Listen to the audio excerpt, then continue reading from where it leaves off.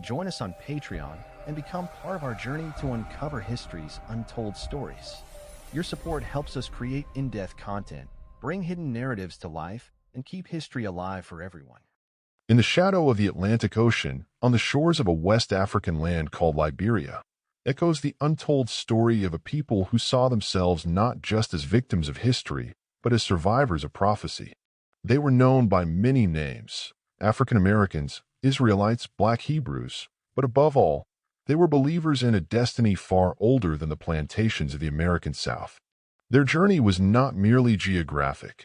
It was spiritual, cultural, and deeply rooted in biblical identity.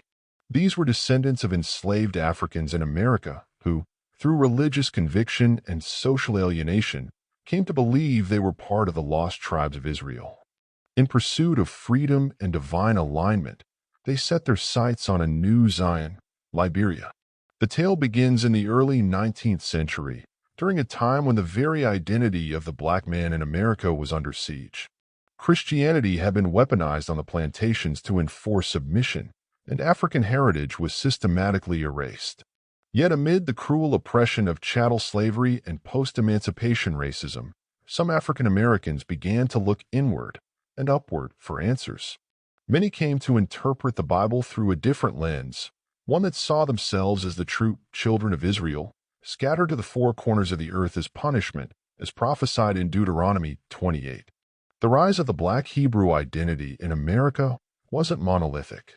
It manifested through various groups, teachings, and movements across different cities, from Cincinnati to Charleston, from Harlem to Chicago.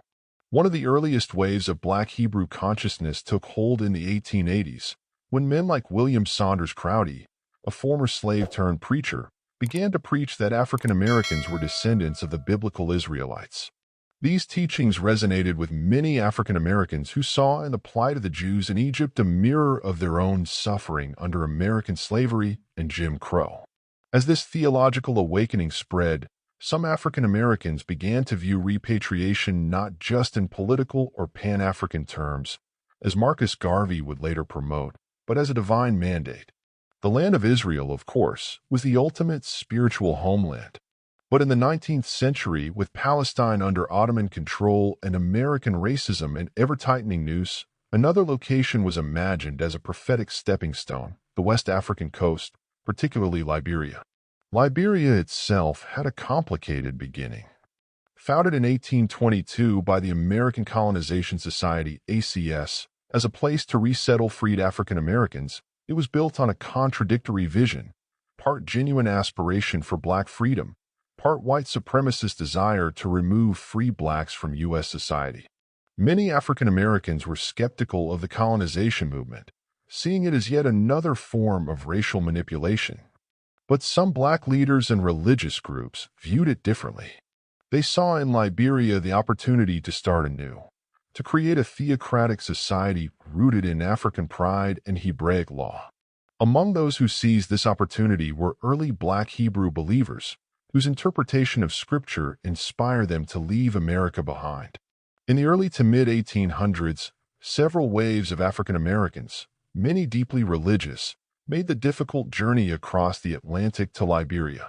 While records often describe them generically as Christian settlers, oral histories and scattered documents reveal that some carried with them a Hebrew identity and a desire to live according to biblical commandments.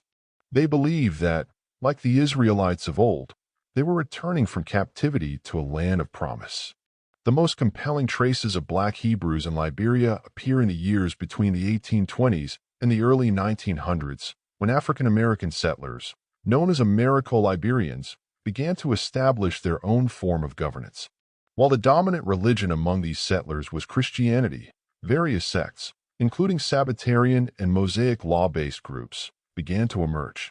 Some of these communities observed the Sabbath on Saturday, abstained from pork, followed kosher-like dietary practices, and adopted Hebrew names. These customs, while often dismissed by historians as mere eccentricities, align closely with the practices of Black Hebrew congregations in the United States. Further historical resonance is found in the founding of the Church of God and Saints of Christ in 1896 by William Saunders Crowdy, whose teachings emphasize the African ancestry of biblical Israelites.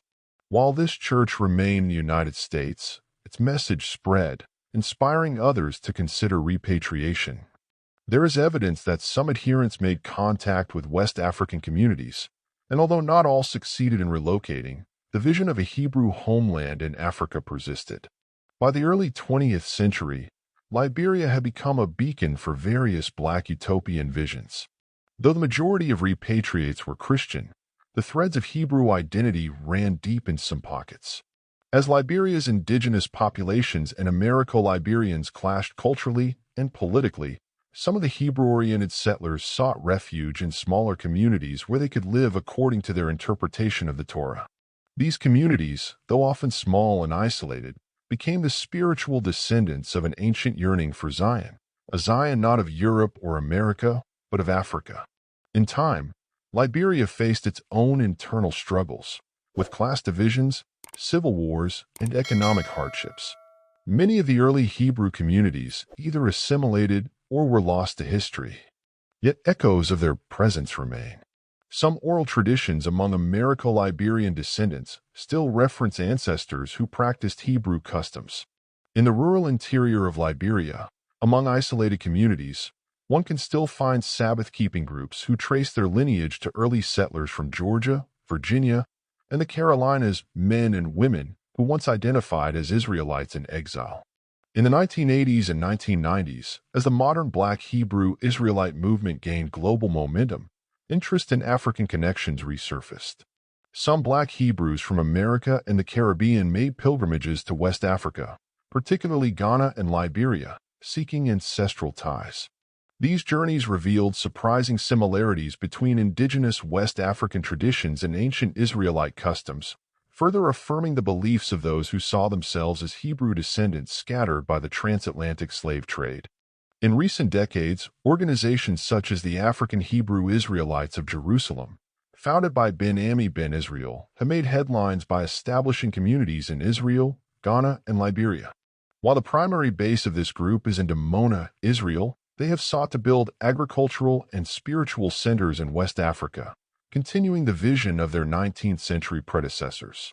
Today, the story of the Black Hebrews who escaped to Liberia remains largely untold in mainstream history books. Yet it is a story that challenges the boundaries between religion, race, and identity. It reveals a people who dare to see themselves in the sacred texts, not as passive recipients of grace, but as active participants in divine prophecy. Their journey to Liberia was not just a flight from oppression, but a voyage towards spiritual sovereignty, a reclaiming of lost names, lost customs, and lost heritage. In their footsteps, a new generation searches for answers, not in the pages of European histories, but in the scrolls of their ancestors and the soil of West Africa. And perhaps, just perhaps, the old Hebrew prophets were right. The scattered shall be gathered, and Zion shall be rebuilt, not just in Jerusalem, but wherever the people awaken.